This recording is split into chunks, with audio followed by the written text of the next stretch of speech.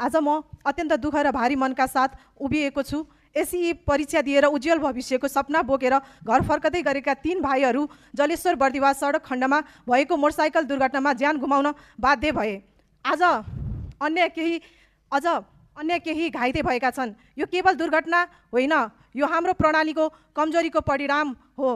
ती 3 बालकहरूले केवल आफ्नो ज्यान मात्र गुमाएका छैनन्, एउटा परिवारको आशा, सपना र भविष्य नै समाप्त भएको छ।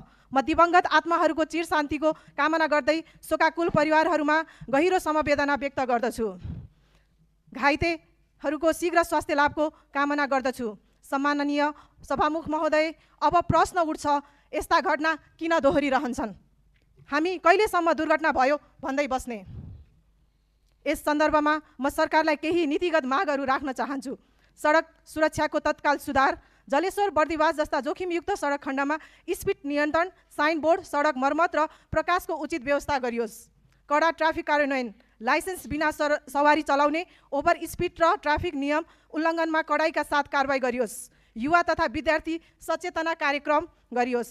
विद्यालय स्तरमै सडक सुरक्षा सम्बन्धी अनिवार्य सचेतना अभियान सञ्चालन गरियोस्।